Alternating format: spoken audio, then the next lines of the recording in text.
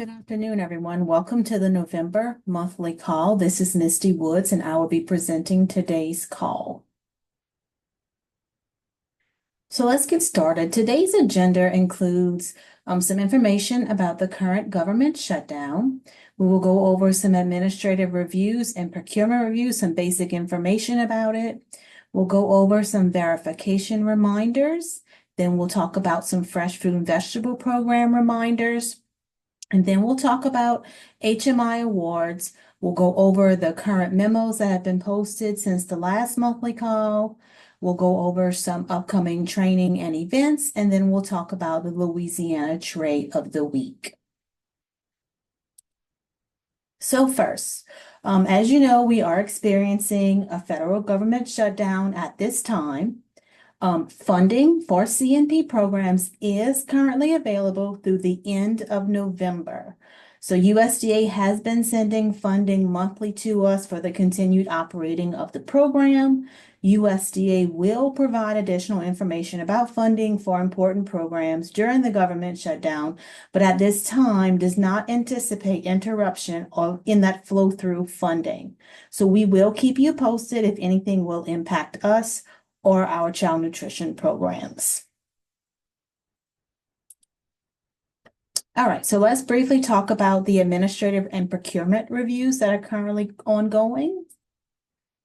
So for 25-26 school year, there are 38 scheduled administrative and procurement reviews. CNR will be conducting the majority of reviews this year, while LDOE will be conducting some. So as you can see, we have 38 reviews scheduled, 30 are being conducted by CNR, and 8 is being conducted by LDOE. So the on-site reviews for both CNR and LDOE have started. They started in mid-October.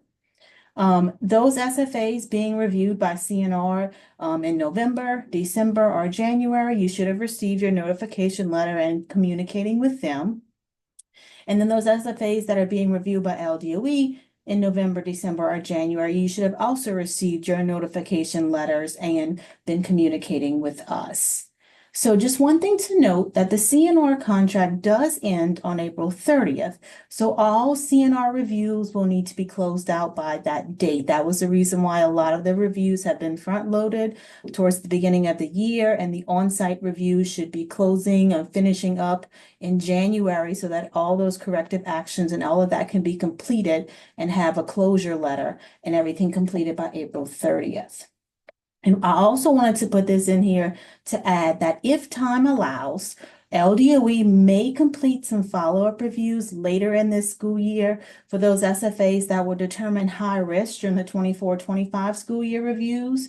But however, if that does happen, you definitely as SFA will be notified prior to any follow-up review that would take place. Okay, let's go over some verification reminders. I took a few slides from the verification training that I felt were important that we need to continue to go over. So what is verification? Verification is the process of confirming that applications submitted for participation in a National School Lunch Program were eligible under the income eligibility guidelines. So Section 9B3 of the National School Lunch Act and in Regulation 7 CFR 245.6, they establish requirements for LEAs to verify eligibility of children in a sample of household applications approved for free or reduced price meal benefits for that school year.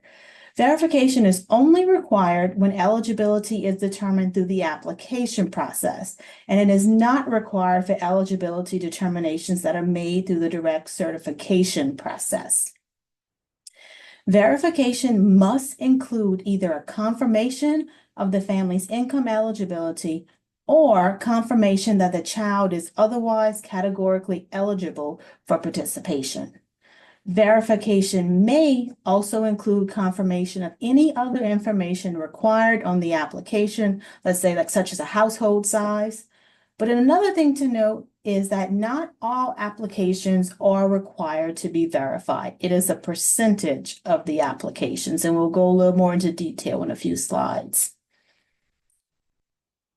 So it is important to understand which SFAs are and which SFAs are not required to complete all steps of the verification process. So the verification process is required for any participating SFAs that use free and reduced lunch applications. So this is your traditional SFAs, your SFAs that are partial CEP, and the RCCIs with day students. One thing to note about partial CEP districts is that you have to complete the entire verification process only for the schools that are not CEP. And one thing to note here as well is district-wide CEP and RCCIs without day students will not complete the first 4 steps of verification, but they must still complete the last step, and that is to submit the results on that verification summary form, which is the FNS 742 form that is due on January 10th. So let's talk about verification overview, like in general. So at or near the beginning of the school year, SFAs will collect student eligibility in 2 ways, either through direct certification matches or through household applications. So starting on October 1st, you're going to count all of the applications that were certified at face value that did not match on the direct cert list. Applications that were submitted and found through direct certification are not eligible for verification. Use this total to calculate how many applications you will actually need to verify. You have until November 15th to verify these applications. And then from November 15th through January 10th, that's that time frame to report the results of the verification on that verification summary form. Again, all SFAs, regardless of their type, are required to report their results because it includes additional information that USDA uses, such as enrollment, identified students, and the number of operating sites at an SFA. So here's an overview of all the steps involved for a verification. So first, you will select the sample pool as the number of applications on file on October 1st. Then you will establish your sample size. The sample size must be based on the October 1st sample pool. Third, the pre-verifying official will conduct a confirmation review of all applications selected for verification. Next, you will begin verifying the selected applications in writing. And then lastly, you will submit your results on that verification summary form, which will typically open in mid-November and is due on or before January 10th. So let's review which method you can use for selecting your sample size. We use the previous school year's non-response rates to determine the method you will use for verification in the current school year. So if you have a less than 20% non-response rate in the previous school year, you may use any method for verification. You can use the standard or basic, alternate 1, or alternate 2. However, if your non-response rate was 20% or greater in the previous school year, or if you didn't conduct verification in the previous school year, such as if you're a new SFA, or if you're an SFA that just started using applications, then you will need to use the basic standard method. And to reference what method you should use, you need to reference this memo that is linked on this slide, and it tells you if you had a less than or greater than 20% response rate. So when is verification considered complete? So number 1 is considered complete when the household submits adequate written evidence that no results in no change in status. At this point, that verification is considered complete for that household. Number 2, the household submits adequate written evidence which indicates that the children should receive either a greater or lesser level of benefits. Verification is considered complete for this household when the notice of adverse action is sent, or the household is notified that the benefits will be increased or decreased. Number 3, the household indicates verbally or in writing that it no longer wishes to receive free or reduced price benefits. Verification is considered complete when the notice of adverse action is sent. Number 4, the application provided case numbers and it is determined that no household member is receiving benefits from an assistance program. Verification would be considered complete when the notice of adverse action is sent. And lastly, the household does not respond or fails to provide adequate documentation after the required follow-up, or the household refuses to cooperate with verification effort. And then verification is considered complete when that notice of adverse action is sent. So the final step of the verification process is to complete the verification summary report, which is the FNS 742, and that's on the CNP website. And this final step will be discussed in greater detail in the Part 2 verification process training called the Verification Summary Form Training. And the report will become available on or around the time of that training date, which right now is November 18th. And that form is due on the CNP website by January 10th. Again, just a reminder, all SFAs participating in NSLP, which includes your district-wide CEP and RCCIs, must complete the FNS 747 verification report by January 10th. Like I just mentioned, on November 18th, there's a verification summary form training. It will be delivered as a recorded session instead of a live Zoom, and the recorded training session and presentation slides will be made available to you on Louisiana Fit Kids on or around November 18th. For specific questions or even general questions about verification, you can contact Kylie Champagne or Tasha Washington. Kylie is the main contact and Tasha will be assisting her this year, and their emails and phone numbers are on this slide. Okay, let's go over some fresh fruit and vegetable program reminders for those SFAs that were invited to participate in that program. So like I said, if you were invited to participate in the fresh fruit and vegetable program, the online application is now open. Please make sure to submit your application by November 18th. Please note that changes have been made to both the sponsor and the facility applications. The days of operation calendars were removed from that facility application and changed to a monthly calendar, so checkbox. The monthly calendars were also added to the sponsor application. For school year 25-26, please note that all fresh fruit and vegetable funds must be used by the end of May, so by May 31st. Funds will not be carried over into August and September of 2026. So please make sure you spend all of your funds by the end of the school year. All right, let's talk about Healthy Meal Incentives Awards. So we talked about this on the last monthly call, but USDA has updated the awardee map on the HMI website. In the previous USDA administration, we would get staff from the regional office would send out the awardee list monthly to us, and we would get to see who had received these awards. But with the new administration, USDA hasn't been approved to send out those monthly lists. So we contacted them and they were able to provide us with a list of the Louisiana awardees through July of 2025. So as you can see, we had quite a few between December of 2024 all the way until July of 2025. I'm sorry, of November of 2024 all the way to July of 2025.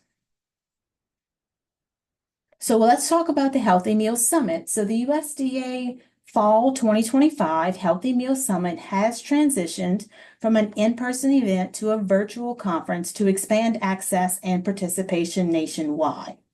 The virtual conference is actually on November 5th and November 6th, and both days it is from 12 to 3 p.m. Now, this is an invitation-only event, and this is only for those of you that were on this last slide that received that HMI Recognition Award, because it's a chance to celebrate your accomplishments in improving school food systems, and nutrition quality of school meals. There is no cost to attend, and there is no limit per invited organization. There was an email that was sent out on October 2nd with the registration details and the summit agenda for those that were invited to attend this Healthy Meals Summit. Okay, let's go over some memos. We have only 4 memos to go over. The first one is Memo SFS 26-004, and that's about the September Medicaid free lunch and Medicaid reduced lunch files. The data has been loaded into the eScholar Direct Match, and LDOE ran the statewide Medicaid free and the Medicaid reduced lunch for all school districts. Districts should resolve the near matches that are listed, so Medicaid free lunch, Medicaid reduced lunch, and then the non-public Medicaid free and Medicaid reduced lunch. And as always, if you have questions or need assistance, you can email Jane. Memo SFS 26-005 is about the November 2025 trainings. So it's basically advising everyone that the monthly call and the verification summary form training. So the monthly call is November 4th, and the verification summary form training is scheduled for November 18th. They will be delivered as a recorded Zoom session rather than a live Zoom meeting. Registration for those trainings through Louisiana Fit Kids will not be required, and previously posted Zoom links have been removed. The recorded training sessions and presentation slides will be made available for you to view on Louisiana Fit Kids on or around that originally scheduled training dates listed above. Again, this is only for this month. We should be back to normal for December. The next memo is Memo 26-006, and it's about a commercial recalls that are affecting schools. And this is a memo that we received from USDA. It says the following message contains important information about a commercial recall that may affect schools. This recall does not involve USDA foods. So MCI Foods announced it's recalling approximately 91,000 pounds of specific lots of ready-to-eat breakfast burrito and wrap products containing eggs that may be adulterated with listeria. Recalled products were not part of the food distributed by the USDA for the National School Lunch Program. However, the products may have been purchased by some schools through commercial channels. So consumers and institutions, including schools, who have purchased these products are urged not to consume them, as these products should be thrown away or returned to their place of purchase. The next memo is Memo SFS 26-007 about the commodity storage fee payments. We received a lot of questions about this. So this memo explains that over the last few years, LDOE has had sufficient administrative funds available at the end of the federal program year to enable the agency to provide some assistance with the cost of commodity storage fees that are paid by SFAs. This year, LDOE has determined that sufficient funds were available once again to provide SFAs with some assistance towards their commodity storage expenses. So based on the costs charged by LDAF and payments received by LDAF, USDA administrative funds available to LDOE were applied towards those accounts. According to the staff at LDOE and Appropriation Control, payments went out to the SFAs the week of October 20th, and the vendor payment listing on that payment should have had a comment that showed FNS Commodity Storage 25.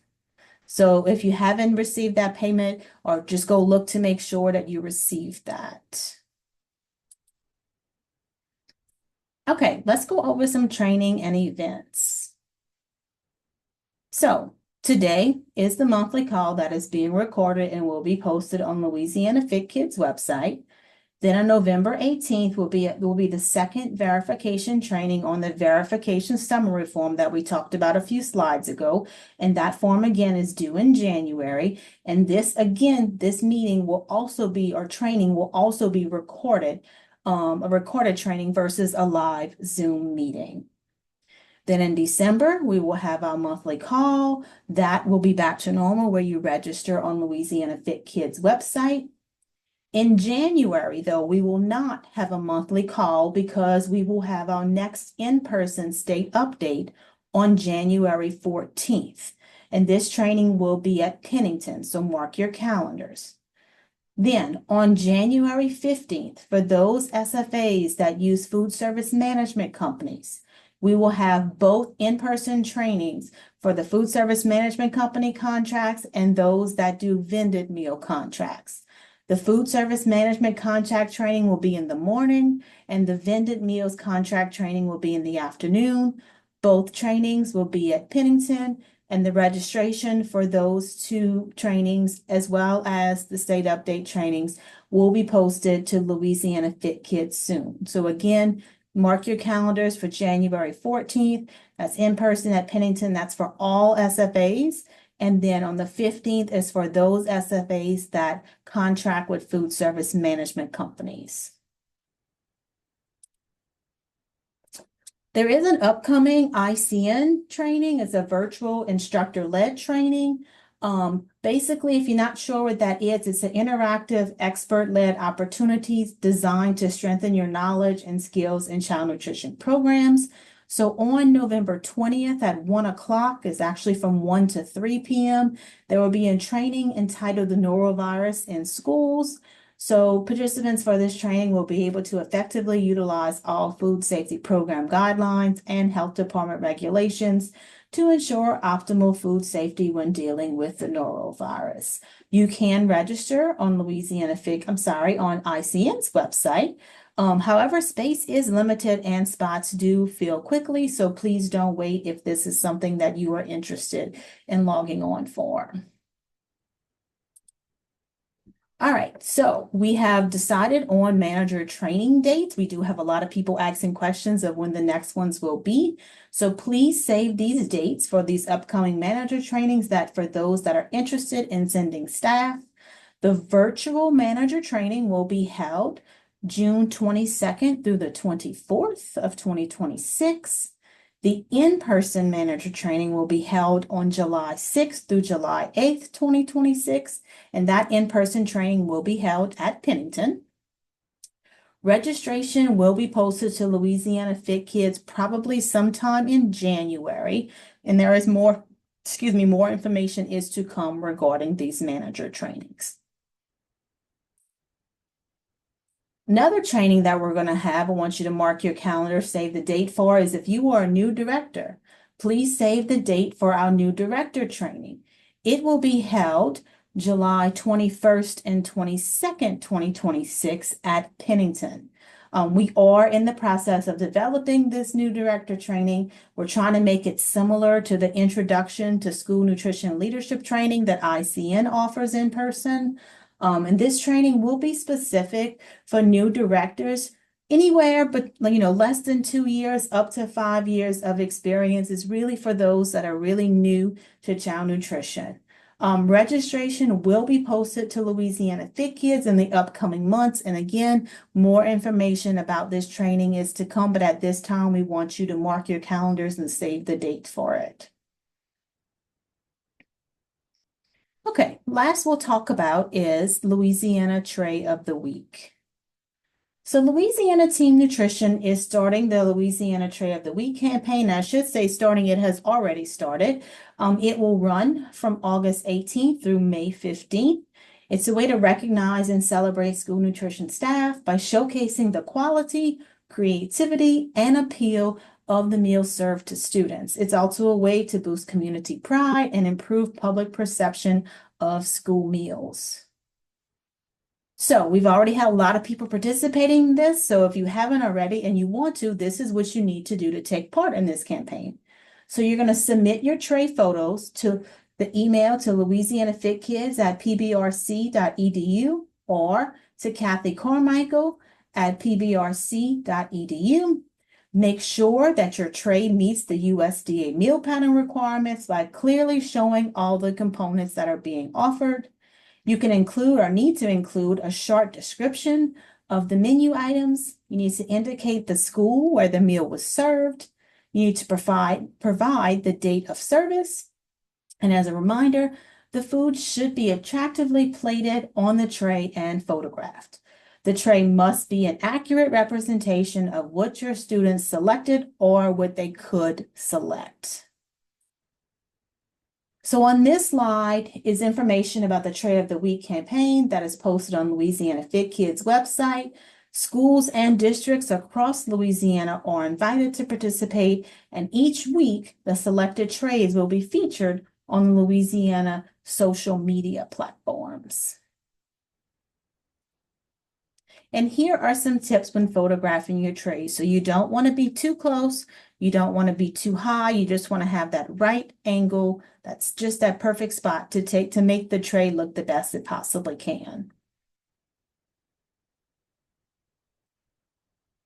And here are some engagement opportunities when you're participating in that Louisiana Tray of the Week campaign. So participation in the campaign can garner student, parent, and community engagement for your school meal program and engage your staff.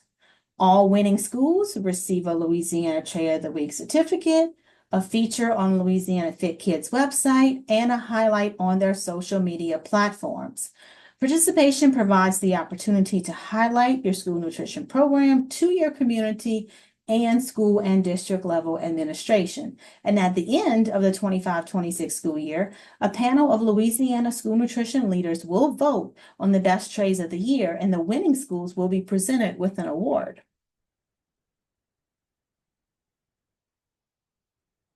As always, if you have any questions about anything we talk about or just general questions, I always advise everyone to contact us at our general phone number 225-342-9661, as well as emailing our general email address, which is childnutritionprograms@la.gov. And that will end today's monthly call. Again, always contact us if you have questions, and this has been posted or will be posted on Louisiana Fit Kids website along with the slides. Thank you, everyone.